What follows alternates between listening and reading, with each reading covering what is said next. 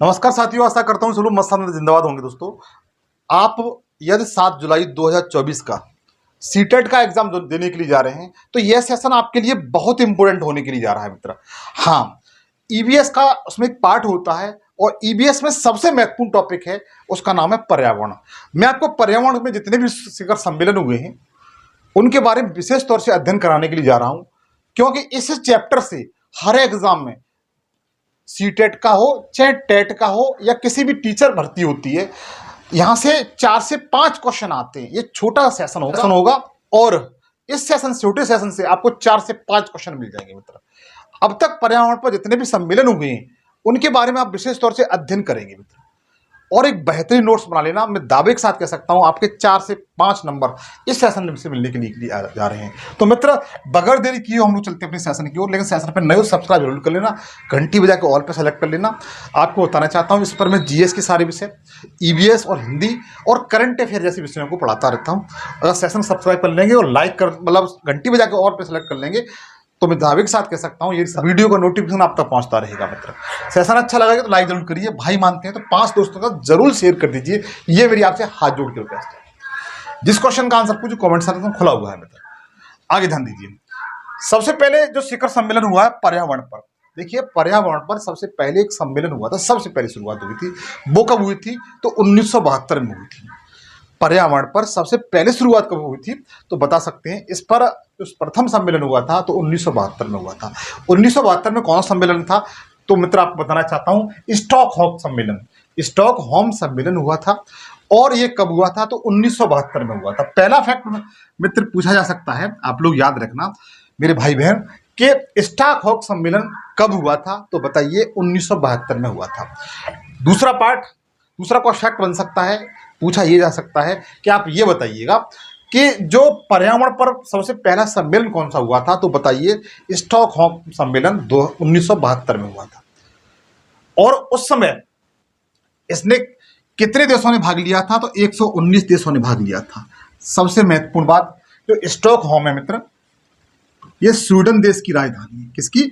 Sweden देश की capital है, इस बात को भी ध्यान रखेंगे। वर्तमान समय में ये स्वीडन देश की कैपिटल है मित्र।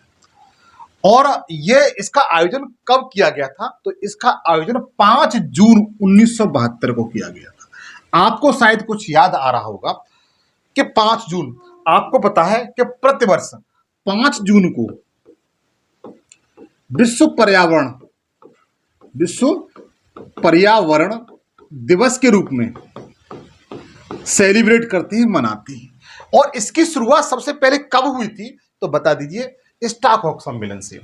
स्टॉकहोम सम्मेलन से हुई थी इसकी सबसे पहली शुरुआत। अगर आपसे पूछा जाता है क्या मेरे भाई बहन ये बताइए कि जो विश्व पर्यावरण दिवस प्रतिवर्ष 5 जून को मनाया जाता है, इसकी शुरुआत किस सम्मेलन से हुई थी तो बिल्कुल देर की बता दीजिए कि स्टॉकहोम सम्मेलन 1972 से हुई थी। पहली बार कब मनाया गया था? फिर भी आपका आंसर होगा 1972 में। यह जलवायु परिवर्तन पर, पर्यावरण पर सबसे पहले एक समझौता था, इस बात को भी ध्यान रखेंगे। उस समय इसमें 119 देशों ने क्या लिया था मित्र? भाग लिया था। ये फैक्ट बन सकते हैं, आप लोग याद रखना। इस तरह से एक सम्मेलन हुआ था। अच्छा, इसका टारगेट क्या था? इस सम्मेलन का 119 देश इकट्ठे हुए थे, इसका टारगेट क्या था? तो इस सम्मेलन के तहत एक ही पृथ्वी सिद्धांत को अपनाया गया था। पूछा जा सकता है मित्र, फैक्ट अच्छा याद कर लेना, यहीं से क्वेश्चन बनेगा। पूछा जा सकता है कि आप ये बताइए, एक ही पृथ्वी का सिद्धांत कौन से शिखर सम्मेलन अपनाया गया था? क्या मॉन्ट्रियल में या क्योटो प्रोटोकॉल में या पृथ्वी सम्मेलन में या स्टॉकहोम सम्मेलन में? तो ध्यान रखना, क्वेश्चन गलत मत कर देना। एक ही पृथ्वी का सिद्धांत जो अपनाया गया था वो स्टॉकहोम शिखर सम्मेलन में अपनाया गया था। ठीक है, आप लोग जान सकते हैं। इसमें कहा गया था कोई भी राष्ट्र, जितने भी देश उस समय इसमें भाग लिए थे, 119 देशों ने भाग लिया था। जितने भी देश इकट्ठे हुए थे उन्होंने विशेष अपने क्षेत्र में कोई ऐसी गतिविधि नहीं उत्पन्न करेंगे जिससे पृथ्वी का वातावरण पर क्या पड़े? नकारात्मक इफेक्ट पड़े। मतलब यह है कि जो उस समय 119 देशों ने भाग लिया था, उन्होंने यह एक समझौते पर हस्ताक्षर किए और कहा कि हम एक पृथ्वी सिद्धांत अपनाते हैं जिसमें कोई भी कंट्री इस प्रकार की गतिविधि उत्पन्न नहीं करेगा जिससे पृथ्वी का वातावरण पर नेगेटिव इफेक्ट पड़े, नकारात्मक प्रभाव पड़े। ये इसका टारगेट रखा गया था। किसी तरीके से फैक्ट के रूप में क्वेश्चन दे दे, स्टेटमेंट दे दे, फिर भी आप लोगों को सही करना है मित्र। और आगे देखिए, सबसे महत्वपूर्ण बात, इस जो स्टॉकहोम सम्मेलन था 5 जून 1972 को हुआ था, इसमें सबसे मुख्य कार्य क्या किया गया था? तो इसमें सबसे मुख्य कार्य यह किया गया था कि इसमें संयुक्त राष्ट्र पर्यावरण कार्यक्रम, इसमें यूएनईपी कहते हैं। क्या कहते हैं? यूएनईपी। इसके बारे में बताऊंगा। यूएनईपी कहते हैं, यूनाइटेड नेशन एनवायरनमेंट प्रोग्राम। इसका क्या किया था? इसका विकास हुआ था, इसका जन्म हुआ था। ये पूछा गया क्वेश्चन है मित्र। ये बताइए, पूछा ये गया था कि संयुक्त राष्ट्र पर्यावरण कार्यक्रम का जन्म किस शिखर सम्मेलन के तहत हुआ था? तो स्टॉकहोम शिखर सम्मेलन के तहत हुआ था। फैक्ट पूछा गया है कि संयुक्त राष्ट्र पर्यावरण कार्यक्रम जो है, इसका जन्म किस सम्मेलन के तहत हुआ? तो आज की बात बिल्कुल मत भूलना, बता देना स्टॉकहोम शिखर सम्मेलन के तहत। कब हुआ था? हो सकता है पूछ लिया कब हुआ था इसका जन्म, तो बताइए 5 जून 1972 को। ये सारी बातें आप लोगों को याद रखनी पड़ेगी। अच्छा, कभी कभी मित्र इसका हेडक्वार्टर पूछ लिया जाता है यूएनईपी का, जिसे यूनाइटेड नेशनल एनवायरनमेंट प्रोग्राम कहते हैं। इसका हेडक्वार्टर पूछ लिया जाता है, तो इसका हेडक्वार्टर मित्र ध्यान रखना नैरोबी में है। और नैरोबी कहां पड़ता है? कौन सा शहर है? किसका शहर है? तो दक्षिण जो अफ्रीका कॉन्टिनेंटल है, अफ्रीका महाद्वीप है, उसमें एक देश है केन्या। केन्या की राजधानी कौन सी है? नैरोबी। हालांकि इसके बारे में बताऊंगा, चिंता न करें। मैं इतना आपको देखो समझ में आ चुका होगा, लेकिन इस फैक्ट को आप लोग 100% याद रखेंगे कि संयुक्त राष्ट्र पर्यावरण कार्यक्रम का जन्म किस सम्मेलन के तहत हुआ था? तो बताइए स्टॉकहोम सम्मेलन 5 जून 1972 को। मित्र, आशा करता हूं ये बातें समझ में आ रही होंगी। और मेरे भाई बहन से मेरी गुजारिश यही है कि सेशन को प्लीज अच्छा लग रहा हो तो लाइक जरूर करिएगा और बेहतरीन नोट्स बनाइए। देखिए, स्टॉकहोम शिखर सम्मेलन में और क्या बातें हुई थी? तो स्टॉकहोम पर्यावरण सम्मेलन को प्रथम मानव पर्यावरण सम्मेलन भी कहा जाता है। क्या कहा जाता है? यह मानव द्वारा किया गया पहला प्रथम पर्यावरण सम्मेलन था। इस बात को ध्यान रखना, जिसके बारे में बता चुका हूं। स्टॉकहोम सम्मेलन की वर्षगांठ के तौर पर ही प्रत्येक वर्ष क्या मनाया जाता है? 5 जून को विश्व पर्यावरण दिवस के रूप में क्या करते हैं? मनाते हैं। और इसका जो निर्णय लिया गया था वो 1972 में लिया गया था। कब लिया गया था? 1972 में लिया गया। इतनी बातें तो समझ में आ चुकी होंगी मेरे भाई बहन के। आगे जरा ध्यान दीजिए। फिर भी कहूंगा, मैं आपके लिए इतनी शिद्दत से मेहनत कर रहा हूं, तो प्लीज चैनल को सब्सक्राइब जरूर कर लेना। अब देखिए, ध्यान दीजिएगा। अब मैंने आपको बताया था कि यूएनईपी जो संयुक्त राष्ट्र पर्यावरण कार्यक्रम है, इसके बारे में आपको बताऊंगा। दूसरा पॉइंट आपका यही आ गया। देखिए, सबसे पहले कभी कभी इसकी फुल फॉर्म पूछी जा सकती है, तो फुल फॉर्म आप लोग 100% याद रखेंगे। संयुक्त राष्ट्र पर्यावरण कार्यक्रम, इसकी फुल फॉर्म होती है यूनाइटेड नेशंस एनवायरनमेंट प्रोग्राम। इसका हेडक्वार्टर मैंने जस्ट अभी आपको बताया था नैरोबी में है, जो केन्या की राजधानी है, वर्तमान केन्या की राजधानी है। यह संयुक्त, अब देखो इसके बारे में जान लेते हैं। यह संयुक्त राष्ट्र संघ, जिसे यूएनओ कहा जाता है, की महत्वपूर्ण संस्था है जो संपूर्ण विश्व में पर्यावरण संरक्षण के लिए विभिन्न उपायों के लिए उत्तरदायी है। किसके लिए उत्तरदायी है? तो बता दीजिए कि विश्व में जितने भी पर्यावरण संबंधी समझौते होते हैं, जो भी पर्यावरण संबंधी कार्य होते हैं, वो इसी के तहत आते हैं। किसके तहत? यूएनईपी के तहत। ये इसके लिए उत्तरदायी होते हैं, पर्यावरण संबंधी जो भी गतिविधियां होती है। और सबसे महत्वपूर्ण फैक्ट, जो पिछली बार ये क्वेश्चन आया हुआ था, ये पूछा गया था कि ऐसी कौन सी संस्था है जो ग्लोबल 500 पुरस्कार प्रदान करती है? ग्लोबल 500 पुरस्कार कौन सी संस्था देती है? ये पूछा गया था। दूसरा पूछा गया था, कभी कभी इसका हेडक्वार्टर से देखो 2 फैक्ट बनते हैं। ग्लोबल 500 पुरस्कार किस संस्था द्वारा दिया जाता है? तो यूएनईपी द्वारा, मतलब संयुक्त राष्ट्र पर्यावरण कार्यक्रम द्वारा। यह फैक्ट बन सकता है। दूसरा, संयुक्त राष्ट्र पर्यावरण कार्यक्रम का हेडक्वार्टर कहां पर है? तो बताइए नैरोबी में। यहां से 2 फैक्ट बनते हैं, दोनों फैक्टों को मैंने आपको बता दिया। तीसरा सबसे महत्वपूर्ण फैक्ट यह है कि पर्यावरण संबंधी जो भी वर्क होता है वो कौन संस्था करती है? तो बताइए यूएनईपी करती है। कौन सी करती है? यूएनईपी करती है, जिसे हम संयुक्त राष्ट्र पर्यावरण कार्यक्रम कहते हैं। आशा करता हूं ये सारे फैक्ट आपको याद रख लेंगे। और इसमें से सबसे महत्वपूर्ण फैक्ट कौन सा है, ग्लोबल 500 पुरस्कार ये किस संस्था द्वारा दिया जाता है, इसे आप 100% याद रखेंगे, यूएनईपी द्वारा दिया जाता है। आगे ध्यान दीजिए, अगला जो पॉइंट है इसे कहते हैं साइट्स। क्या कहते हैं, साइट्स। साइट्स क्या है, सबसे पहले ये पूछे साइट्स क्या है, साइट्स किससे संबंधित है, साइट्स किससे संबंधित है, ये फैक्ट पूछा जा सकता है। तीसरा सबसे महत्वपूर्ण फैक्ट ये आएगा कि साइट्स की फुल फॉर्म क्या है। साइट्स में सी का मतलब क्या होता है, आई का मतलब क्या होता है, टी का मतलब क्या होता है, ई का मतलब क्या होता है और एस का मतलब क्या होता है। यहां पर थोड़ा सा टाइपिस्ट से मिस्टेक हो गई है, यहां पर ये अलग पार्ट है, ठीक है मतलब ये स्पाइसीज, मतलब सी का होता है कन्वेंशन ऑफ इंटरनेशनल ट्रेड इंटरगेट्स स्पेसीज, मतलब स्पेसीज मतलब होता है प्रजातियां, क्या होता है, प्रजातियां। तो ध्यान दीजिए, साइट्स की आप लोग फुल फॉर्म 100% याद कर लेंगे, प्रत्येक शब्द को याद कर लेंगे, ठीक है, ताकि किसी प्रकार की कोई दिक्कत ना आए। हो सकता है कि जैसे एस का फुल फॉर्म, एस के बारे में पूछ रहे, एस का मतलब क्या होता है, तो बताइए प्रजातियां, स्पीसीज, ठीक है, पूछा गया है स्पीसीज, इसलिए मैं बार बार इसको आपको रिवीजन करा रहा हूं, ठीक है। इसकी फुल फॉर्म याद कर लेना, एक क्वेश्चन आपका यहां से क्लियर हो जाएगा। अब यह हुआ कब था, इसका इंपोर्टेंस ही क्या है, तो 1973 में, 1972 में स्टॉकहोम शिखर सम्मेलन हुआ था, उसके जस्ट बाद, एक साल बाद 1973 में वॉशिंगटन सम्मेलन हुआ है। क्या हुआ था, वॉशिंगटन सम्मेलन हुआ है मित्र, ध्यान रखना, 72 और 73 दोनों याद रख लेना। वॉशिंगटन सम्मेलन में इसकी सहमति बनी थी, परंतु 1976 में से लागू किया गया। दोनों बात याद रखना, जो साइट्स है, साइट्स की जो सहमति कब बनी थी, तो 1973 में, लेकिन लागू कब किया गया, तो 1976 में लागू किया गया था, मेरे भाई बहन याद रखना। ये बन सकता है फैक्ट, कोई बड़ी बात नहीं है। अच्छा, जो साइट्स है ये किसके लिए बनाया गया था, इसकी इंपोर्टेंस क्या है, क्या इससे इसके लिए मतलब समझौता हुआ था, वो किसके लिए हुआ था। जैसे पर्यावरण पर जो स्टॉकहोम शिखर सम्मेलन समझौता हुआ है, इसका समझौता करने का टारगेट क्या था, तो ध्यान रखना, इसका मोस्टली टारगेट क्या था, विश्व वन्य जीव समझौता। विश्व में जितने भी वन्य जीव हैं, पशु पक्षी हैं, उन्हें किसी प्रकार की आहत न पहुंचे, नुकसान हानि न पहुंचे उनको, उसके लिए समझौता किया गया था। साइट्स उसी से संबंधित है, वॉशिंगटन सम्मेलन इसी से संबंधित है। इस फैक्ट को याद रखना, मैं हर फैक्ट को आपको वाकिफ कराता हुआ जा रहा हूं।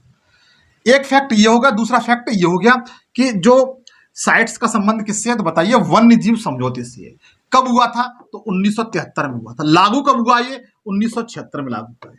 ये सारे फैक्ट बनते हैं मित्र, मेरे भाई बहन, ये फैक्ट बनते हैं। अगर आप टीचर बनने का सपना देख रहे हैं तो इन सब चीजों को रट ले जाइए, ठीक है। आपने देखा होगा, इसका लाने का उद्देश्य ये था कि वन्य जीव समझौता, ताकि किसी प्रकार के वन्य जीव, जो वन्य जीव होते हैं, पशु पक्षी होते हैं, उन्हें किसी प्रकार का आहट नहीं पहुंचा हो। आपने देखा होगा, कछुए से लेकर के हाथी तक जितने भी जानवर बड़े होते हैं, छोटे छोटे होते हैं, उनके खाल या सींग या दांत, उनको मार करके इनको सेल किया जाता है और उससे काफी अच्छी मात्रा में ये पैसा कमाते हैं। अर्थात इसको प्रतिबंधित करने के लिए ये साइट्स या फिर वॉशिंगटन सम्मेलन हुआ था मित्र। मोस्टली टारगेट इसका यही था। देखो, इसमें यही बताया गया है, यह जीव तथा उनके अंगों पर विक्रय पर अंतर्राष्ट्रीय स्तर पर प्रतिबंध लगाना है। इसका टारगेट मोस्टली मित्र यही था, जो मैंने आपको बता दिया। तो साइट्स मैंने आपको बता दिया, साइट्स के बारे में मैंने आपको बता दिया, और उससे पहले मैंने संयुक्त राष्ट्र पर्यावरण कार्यक्रम के बारे में बताया था। उससे पहले मैंने स्टॉकहोम शिखर सम्मेलन के बारे में बताया। 3 फैक्ट मैंने आपको, 3 स्टेटमेंट आपको बता दिया। अब हम चलते हैं वियना समझौता 1985 के तहत। किसके तहत मित्र, वियना समझौता 1985 के तहत चलते हैं। यहां से क्वेश्चन आना एक छोटी सी बात है, हर साल यहां से क्वेश्चन आता है। सबसे पहले, वियना समझौता किससे संबंधित है, यह पूछा जा सकता है, या वियना समझौता कब हुआ था। वियना क्या है, तो सबसे पहले आपको बताना चाहता हूं, आपने यूरोपीय देश सुना, यूरोपीय महाद्वीप सुना होगा। जैसे भारत एशिया महाद्वीप में स्थित है, उसी तरीके से एक देश है ऑस्ट्रिया। कौन सा, ऑस्ट्रिया। ऑस्ट्रिया, ऑस्ट्रेलिया नहीं है मित्र, ऑस्ट्रेलिया कंट्री अलग है, यह ऑस्ट्रिया है। ऑस्ट्रिया की राजधानी क्या है, अगर आपसे पूछा जाए तो बताइए वियना। क्या है, वियना इसकी राजधानी है। ऑस्ट्रिया की राजधानी कौन सी है? वियना। ऑस्ट्रिया यूरोपीय देश है, जैसे भारत एशियाई देश है, इसी तरीके से ऑस्ट्रिया है वो यूरोपीय देश है। इसकी राजधानी क्या है? वियना। वियना में एक समझौता हुआ था, वियना में काफी देश इकट्ठे हुए थे और एक समझौता हुआ था, और एक कब हुआ था? 1985 में। पहला फैक्ट बन गया कि वियना समझौता कब हुआ है, तो 1985। बिल्कुल मत भूलिए मित्र। अच्छा, इसका टारगेट क्या था? इसका टारगेट क्या था? तो 1985 में ओजोन परत का नाम जरूर सुना होगा। ओजोन मतलब ऑक्सीजन के 3 परमाणु मिलकर के ओजोन का निर्माण करते हैं। ओजोन परत के संरक्षण के लिए आपको पता है ओजोन है वह समताप मंडल में पाई जाती है। किसमें? समताप मंडल में। समताप मंडल में पाई जाती है। सबसे पहले क्षोभ मंडल होता है, फिर समताप मंडल होता है, मध्य मंडल होता है, शायद आपने पढ़ा हो इनके बारे में। तो जो दूसरा वाला मंडल होता है जिसे समताप मंडल कहते हैं, उसमें ओजोन परत पाई जाती है। ओजोन परत का कार्य क्या होता है? सूर्य से आने वाली जो पराबैंगनी किरणें, जो मतलब हानिकारक किरणें हैं, अल्ट्रावायलेट वेव से, उनको ये क्या कर देती है? अवशोषित कर देती है, बाहर पुनः वापस भेज देती है। जिससे क्या होता है? मनुष्य को उनसे जो अल्ट्रावायलेट वेव्स होती हैं उनसे खतरा जो होता है वो बच जाता है। इसलिए इसे पृथ्वी का कंबल भी कहा जाता है। किसको? ओजोन परत को। अगर इसको नुकसान होगा, इसकी टूटेगी या इसमें होल होगा, छेद होगा, तो समझ लीजिए मानव जाति के लिए खतरा है। कैंसर जैसी बीमारियां इसी कारण होती हैं। तो ध्यान रखना, जो ओजोन परत पर जो शिखर सम्मेलन हुआ है, कौन सा हुआ है? वियना समझौता। तो वियना समझौता निम्न में से किस संबंधित है? तो बताइए, ओजोन परत के संरक्षण से संबंधित है। पॉइंट क्लियर हो चुका होगा, आशा करता हूं। पूछा गया हो वियना समझौता किस संबंधित है, तो बताइए ओजोन परत के संरक्षण से संबंधित है। यह फैक्ट बन सकता है। ध्यान रखना, जो ओजोन परत, ओजोन क्षरणक पदार्थ पर क्या करना है, यह किया गया प्रथम प्रयास था। जो ओजोन परत थी उसके संरक्षण पर किया गया यह पहला समझौता था, पहला सम्मेलन था। कौन सा? वियना सम्मेलन 1985। ओजोन परत संरक्षण के लिए किया गया ये पहला मानवीय प्रयास था। ठीक है, आशा करता हूं ये बातें समझ में आ रही होंगी। उसके बाद Montreal protocol 1987। Montreal protocol. Montreal क्या है? मॉन्ट्रियल मित्र कनाडा में, कनाडा में एक शहर है। हालांकि कनाडा की राजधानी तो ओटावा है। कनाडा की राजधानी क्या है? ओटावा है, जो सेंट लॉरेंस नदी के तट पर है। किस पर? सेंट लॉरेंस, सेंट लॉरेंस नदी के तट पर है। इस बात को ध्यान रखना। लेकिन कनाडा का शहर है मॉन्ट्रियल। कौन सा? मॉन्ट्रियल। वहां पर एक समझौता हुआ था 1987 में। कब हुआ था? 1987, मतलब वियना समझौते के जस्ट 2 साल बाद यह समझौता हुआ था 1987 में। इसका टारगेट क्या रखा गया था? तो ध्यान रखना, ओजोन परत के संरक्षण करने के लिए वियना में पारित, मतलब वियना में जो समझौता हुआ था उसमें जो भी एक्ट थे, जो भी कानून थे, उनको पारित प्रोटोकॉल को क्या कराना था? आगे बढ़ाना था। क्या बढ़ाना था? आगे बढ़ाना था।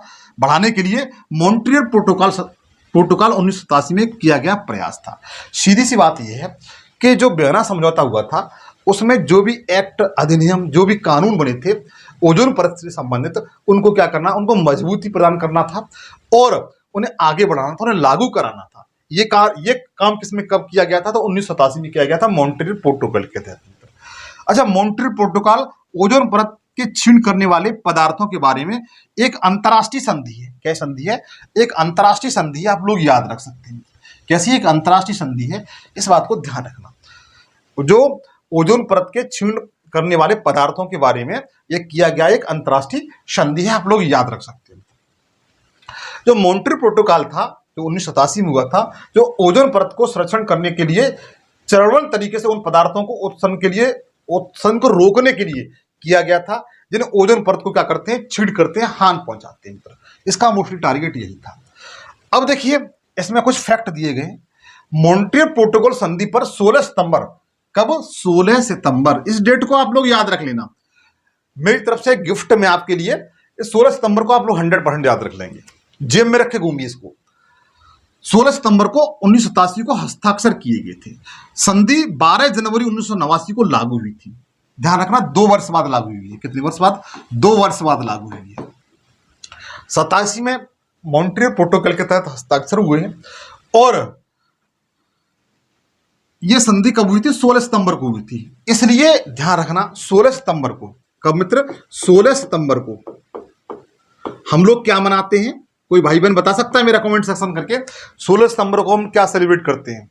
विश्व ओजोन दिवस के रूप में। किसके रूप में?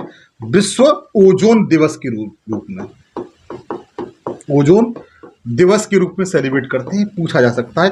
ध्यान रखना कि विश्व ओजोन दिवस कब मनाया जाता है, तो बगैर देरी के लिए बता दीजिए। मैंने कहा जेब में रखे घूमना, तो जेब से निकाल के बता देना 16 सितंबर को।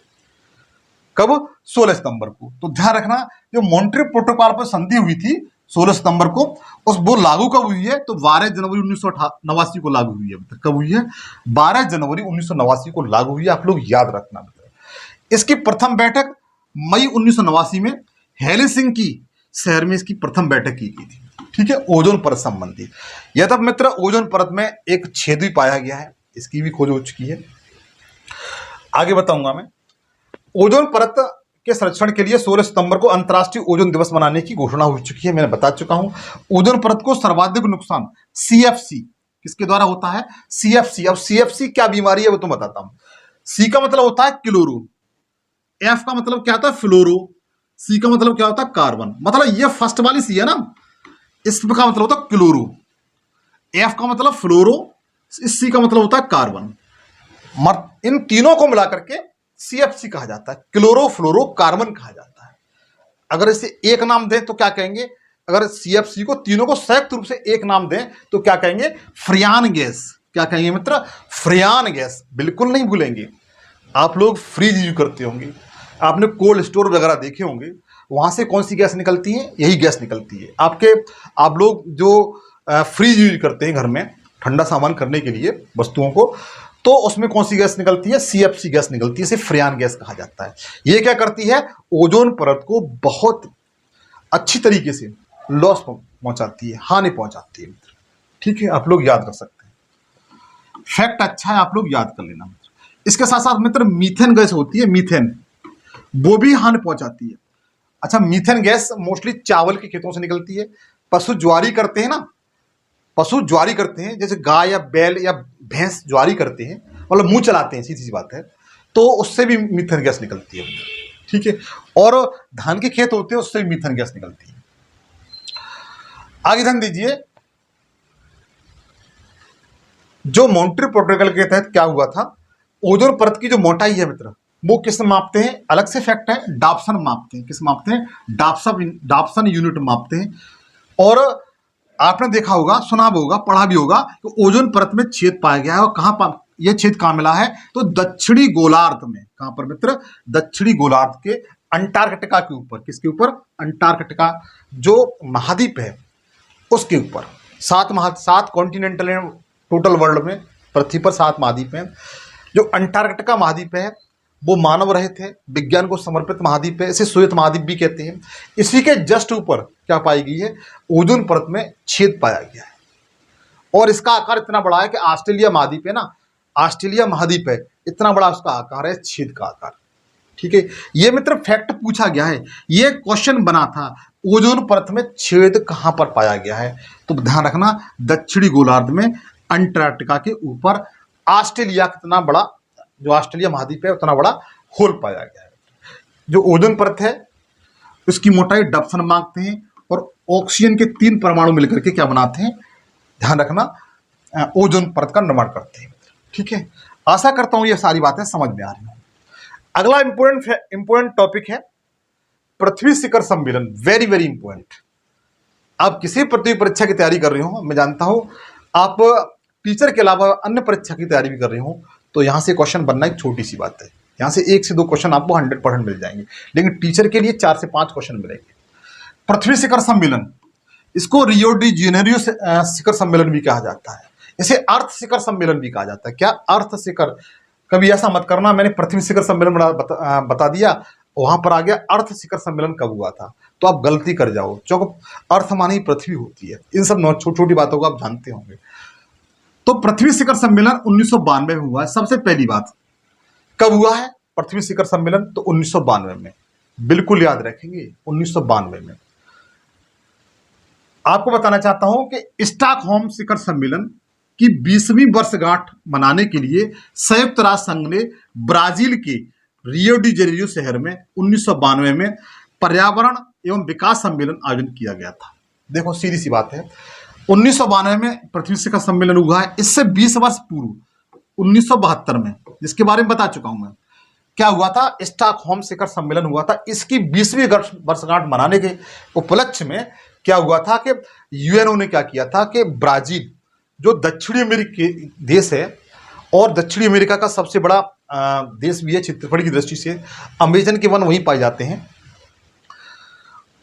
ब्राजील का एक शहर है रियो डी जेनेरियो, आपने देखा होगा। जैसे यूएसए का शहर है न्यूयॉर्क, उसे गगनचुंबकी इमारतों का शहर भी कहते हैं, जगमगाता शहर भी कहते हैं। अगर दूसरा शहर पूछा जाए इसके बाद किसका नंबर आता है जगमगाता शहर या सबसे अधिक ऊंची बिल्डिंग कहां पर है, तो रियो डी जेनेरियो में। ठीक है, यहां पर यूएनओ ने क्या किया था कि इसके उपलक्ष्य में, किसके, स्टॉकहोम शिखर सम्मेलन के उपलक्ष्य में 20 वर्ष बाद एक सम्मेलन का आयोजन किया गया था। इसमें टारगेट क्या रखा गया था कि पर्यावरण एवं विकास शिखर सम्मेलन से था।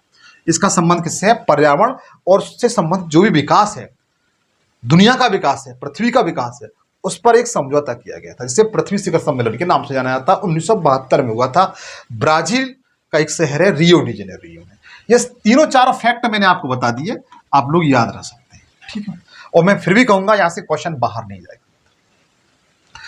इसके बाद इसमें सबसे महत्वपूर्ण क्वेश्चन क्या बनता है, पूछा जाता है एजेंडा 21। एजेंडा 21 जो प्रस्ताव है, एक समझौता, एक एजेंडा 21 एक समझौता है, ये किसके तहत आया था, किस शिखर सम्मेलन के तहत आया था, ये पूछा जा सकता है। तो ध्यान रखना, ये पृथ्वी शिखर सम्मेलन के तहत आया था। जो एजेंडा 21 है, जिसमें 21 बातें शामिल की गई थी पृथ्वी को बचाने के लिए और विकास से संबंधित था, तो पर्यावरण को बचाने के लिए। तो ये ध्यान रखना, ये किस समझौते के तहत आया था, तो पृथ्वी शिखर सम्मेलन 1992 के तहत आया हुआ था। मोस्टली ये फैक्ट पूछा गया है, ये क्वेश्चन पूछा गया है, एजेंडा 21 क्या है, ये किस शिखर सम्मेलन के तहत आया था, कब आया था, ये बातें पूछी गई है। अगला ध्यान दीजिए, क्योटो प्रोटोकॉल। अगला है क्योटो प्रोटोकॉल। क्योटो प्रोटोकॉल कब हुआ है, तो 1997 में हुआ है, पृथ्वी शिखर सम्मेलन के 5 साल बाद। ध्यान रखना, क्योटो प्रोटोकॉल एक अंतर्राष्ट्रीय संधि है जो ग्लोबल वार्मिंग से संबंधित है। किससे मित्र, ग्लोबल वार्मिंग। ग्लोबल वार्मिंग के बारे में आप जानते होंगे मित्र, क्योंकि पृथ्वी का जो वातावरण है वो निरंतर गर्म होता जा रहा है। चाहे मानव द्वारा जो वस्तुएं, जो फैक्ट्री या जो भी चीजें यूज की जा रही है, उससे क्या हो रहा है, पृथ्वी का जो वातावरण है वो गर्म हो रहा है, बर्फ पिघल रही है, पिघल करके जो समुद्र के किनारे या महासागर या सागरों के किनारे जो भी शहर बसे हुए वो डूबते हुए जा रहे हैं। ठीक है, वो उसका मोस्टली टारगेट क्या है, तो ध्यान रखना, ग्लोबल वार्मिंग। और ग्लोबल वार्मिंग पर पहली बार जो समझौता हुआ है, उस जो सम्मेलन हुआ है वो कौन सा हुआ है, तो बताइए क्योटो प्रोटोकॉल।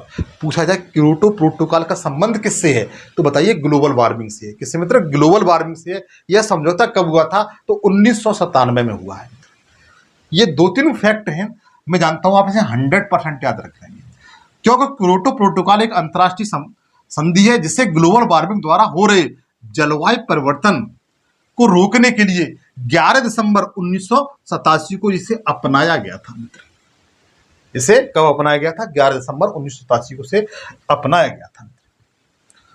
और इसके साथ साथ जो इससे 1997 में से मतलब ये सम्मेलन तो जरूर हुआ था, लेकिन क्योटो प्रोटोकॉल लागू कब हुआ था, क्योंकि इसमें बहुत से कंट्री ऐसे थे जो डेवलपमेंट कंट्री थे, जैसे अमेरिका हुआ और अन्य कंट्री, यूरोपीय कंट्री हुए, वो उनके यहाँ जो फैक्ट्रियां लगी हुई थी उससे काफी मात्रा में हीट निकलती थी, धुआं निकलता था, गर्म गैसें निकलती थी। वो इस चीज को एक्सेप्ट करने के लिए तैयार नहीं थी। वो इसका बोझा है वो अल्प विकसित या विकासशील कंट्री थे उन पर डालते थे।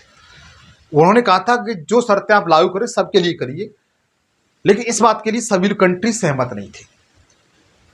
छोटे छोटे कंट्री थे वो सहमत नहीं थे, क्योंकि वो इतने संपन्न नहीं थे और ना ही उन पर इतनी फैक्ट्रियां थी जो कार्बन जैसी गर्म गैस उत्पन्न करें।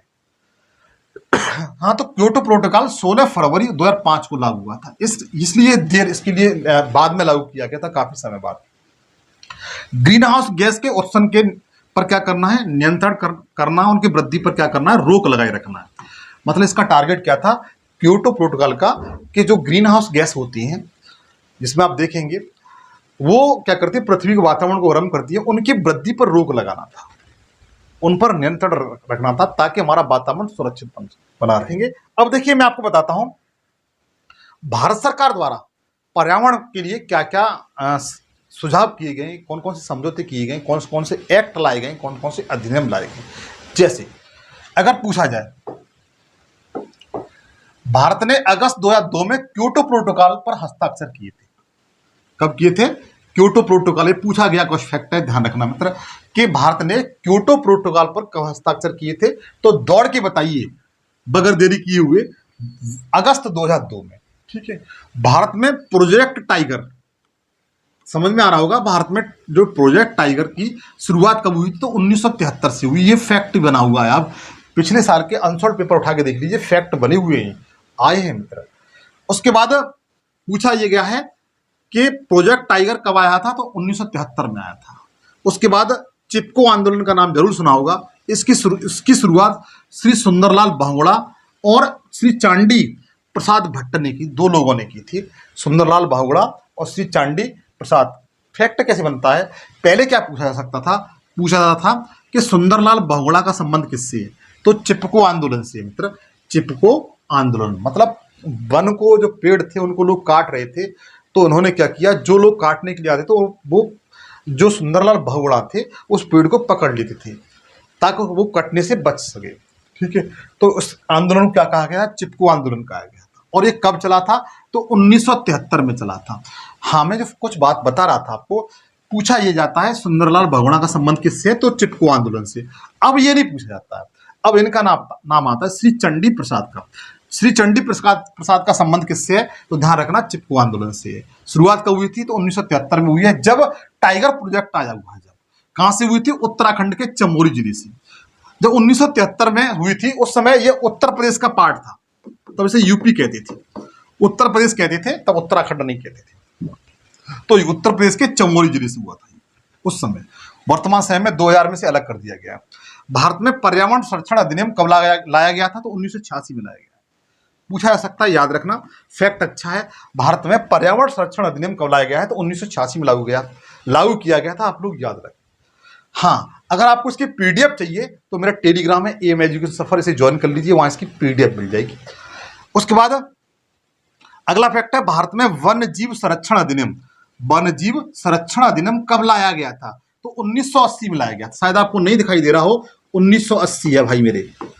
जो भारत में वन्य जीव संरक्षण अधिनियम कब लाया गया था, तो ध्यान रखना 1980 में लागू किया गया था। और जल प्रदूषण व नियंत्रण अधिनियम कब लागू किया गया था, तो बताइए 1974। 1974 में जल प्रदूषण निवारण अधिनियम 1974 में लागू किया गया था। भारत में वन्य जीव संरक्षण 1980 में, पर्यावरण संरक्षण 1986 में, और चिपको आंदोलन 1973 में। भारत में टाइगर प्रोजेक्ट 1973 में, और हाथी प्रोजेक्ट में, जो हाथी प्रोजेक्ट था मित्र, वो 1993 में लाया गया था। कब लाया गया था, 1993 में लाया गया था, एलिफेंट प्रोजेक्ट। अच्छा, कछुआ प्रोजेक्ट कब लाया गया था, आपसे पूछता हूं मैं, कछुआ प्रोजेक्ट कब लाया गया था, ये आप मुझे कमेंट सेक्शन में बताएंगे।